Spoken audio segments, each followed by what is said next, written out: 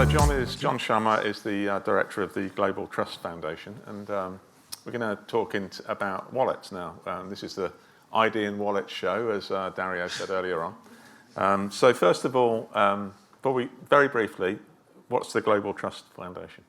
We're an organization that promotes trust and understanding of wallets, primarily originally EU digital identity wallet, but now globally. Right. And we provide events and forum for organizations and countries that are involved in wallets to discuss their issues and try and come to consensus.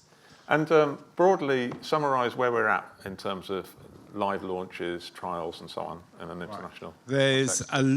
One has to be very careful between understanding what a digital identity wallet is. Yeah, that's a good place to start. And a wallet, yeah, per se. You've all got wallets in your Google mobile or your Apple mobile, and those are payment wallets. Usually you might have cards in with some other information on, but they're all pretty passive, with maybe a barcode on or something like that. When I'm referring to digital identity wallets, that I'm really talking about is extending that far further into the carrying things like mobile driving licenses, which there's a lot of talk around now, yeah. Other credentials, passports, national ID card presentation, and all regulated, in Europe, for example, the regulated industries and organizations will all have to issue their credentials or their documentation, verifiable credentials as verifiable, to go into wallets in Europe, at least before the end of next year. And then it gets more and more liberalized and relaxed as it goes the year after that as well. So where we are is there's a lot of countries that are putting together, if you're talking about decentralized, that's really the wallets.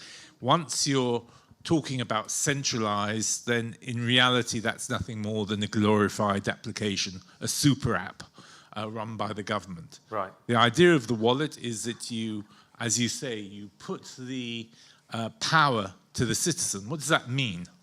It means that if I'll give you the European example because that's the most advanced at the moment.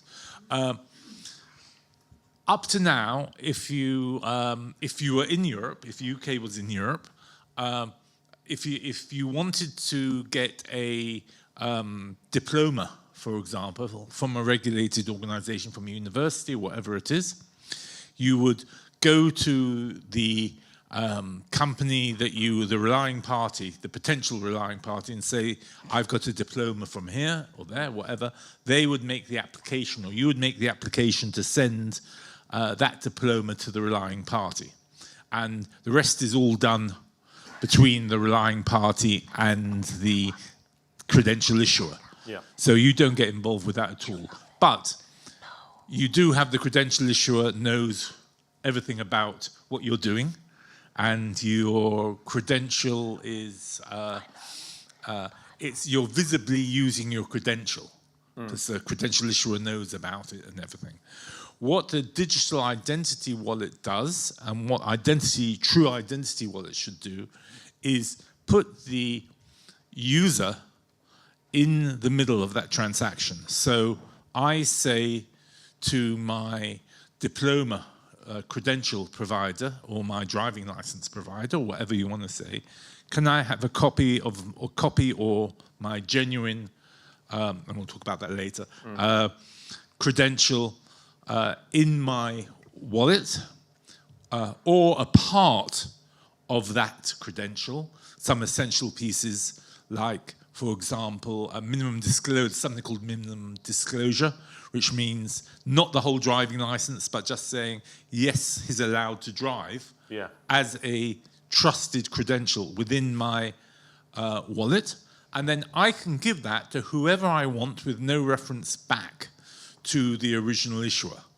A bit of a question with regards to that, because there's been some discussions about callback issues for governments about whether you can, whether when you use a credential it gets, there is some messaging going on or there's some reporting going back on. But the high-level concept is that it's anonymized, and therefore what you use your credential for is up to you. Now, that's great, and that is in the UK. In Europe, it's understood, maybe not totally implemented yet because they've got another year and a half to thrash out